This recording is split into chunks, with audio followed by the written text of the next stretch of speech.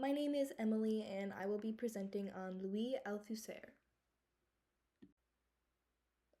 Louis Pierre Althusser was one of the more influential Marxist philosophers of the 20th century, and was internationally renowned in the 1960s for his attempt to fuse Marxism and structuralism. His work is often cited in texts on sociological theory and elsewhere as both structuralist and Marxist. This is despite his own refusal to apply this label to his work. Althusser was born on October 16, 1918, in Bir Mandris, Algeria, and died on October 22, 1990, near Paris. His father was a French army lieutenant and bank clerk, and his mother worked as a school teacher. Both were devout Catholics and raised Althusser in a religious household. The Catholic tradition would have a major influence on young Althusser and shaped much of his greater, more developed ideas later in life. He was inducted into the French army in 1939 and was shortly after captured by German troops in 1940, and then spent the remainder of the war in a German prisoner of war camp. During this time, he read and studied literature and philosophy and learned much about political action, solidarity, and the principles of communism from his fellow inmates. His collection of prison writings are evidence of these experiences, and while his time as a prisoner was undoubtedly crucial to his later intellectual contributions and achievements, it would also introduce a condition of crippling depression that would continually visit him throughout his life. In 1948, he joined the French Communist Party and was appointed to the faculty of the École Normale Supérieure in Paris, where he was a professor for nearly 3 decades and influenced generations of students. His largest contributions include his 2 major works on the philosophy of Karl Marx. He sought to counter the prevalent interpretation of Marxism as an essentially humanistic and individualist philosophy in which history is a goal-directed process aimed at the realization and fulfillment of human nature under communism. Althusser asserted that this Hegelian interpretation overemphasized the early Marx, who had not yet overcome the ideological delusions of Hegelian philosophy, and neglected the more mature Marx of Capital and other works in which he attempts to develop a new science of history, focused not on human beings, but on the impersonal historical processes of which human beings are the bearers.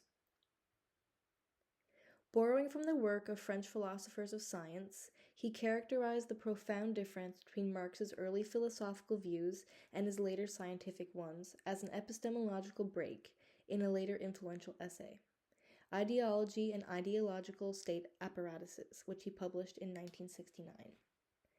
Althusser argued against traditional interpretations of Marx as an inveterate economic determinist by demonstrating the quasi-autonomous role accorded to politics, law, and ideology in Marx's later writings. For Althusser, historical change depended on objective factors, such as the relationship between forces and relations of production.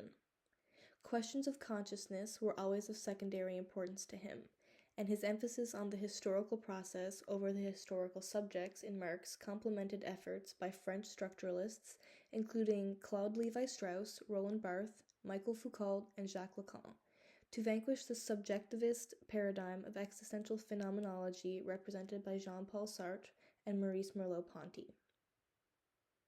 By recasting Marxist thought in the idiom of the dominant intellectual paradigm of structuralism, he was able to convince a new generation of intellectuals in France and abroad of Marxism's continued relevance.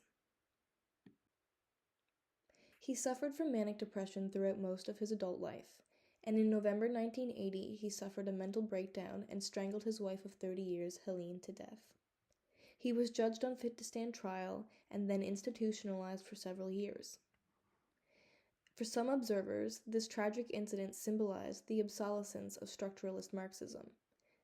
Althusser's confessional autobiography, The Future Lasts Forever, was published after his death in 1992. His intellectual career was quickly forgotten after the murder of his wife, and the media turned this tragedy into a spectacle, characterizing Althusser as a madman, a delusional Marxist, an intellectual fraud, and of course a murderer. Throughout his intellectual career, his ideas were also criticized and regarded as an abandonment to working-class history. Paired with the popular idea that Althusser is now a mentally disturbed murderer, his critics had a new line of support. The intellectual achievements of this thinker, although controversial at times, have mostly been forgotten among the decades-long criticism that distorted him purely into a madman. But the truth behind his work is much more complex and far too important for Marxism to ignore. His contributions continue in gaining relevance for sociological realms. According to Althusser, most activity labeled philosophy is really a type of ideological production. By this, he means to say that most philosophy reproduces, in highly abstract form, notions about the world whose effect is to sustain existing socio-economic relations. As such, philosophy merely reflects the background values, attitudes, and ideas that allow the socio-economic world to function. However, for Althusser, genuine philosophy functions as a theory of theoretical practice. In this way, it works to provide an aid to scientific practice by distinguishing between ideological concepts and scientific ones, as well as by clarifying and rendering consistent the scientific concepts that enable a science to transform existing ideas into scientific knowledge. He argues for a more materialist understanding of ideology. Rather than considering ideology as mistaken ideas about the world, for him ideology is essentially practical. Ideology does not exist in the world of ideas conceived as a spiritual world, he writes. It exists in institutions and the practices specific to them. We are even tempted to say more precisely that ideology exists in apparatuses and the practices specific to them. Althusser describes a number of these apparatuses, most prominently the church, the school, trade unions, and the family.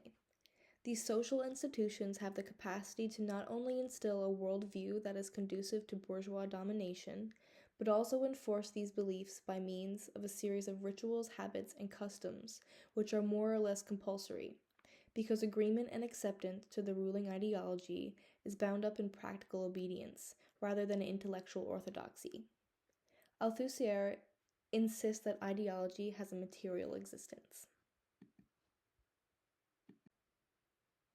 For Louis Althusser, as for Lacan, it is impossible to access the real conditions of existence, due to our reliance on language. However, through a rigorous scientific approach to society, economics, and history, we can come close to perceiving, if not those real conditions, at least the ways that we are inscribed in ideology by complex processes of recognition. Althusser's understanding of ideology has in turn influenced a number of important Marxist thinkers. He was mainly compelled to distinguish a series of levels on which a society functions, and he believed that social structures influence human action rather than individual motivations. And although much of his work proved controversial, it was also a massive contribution to understanding the structure of contemporary society.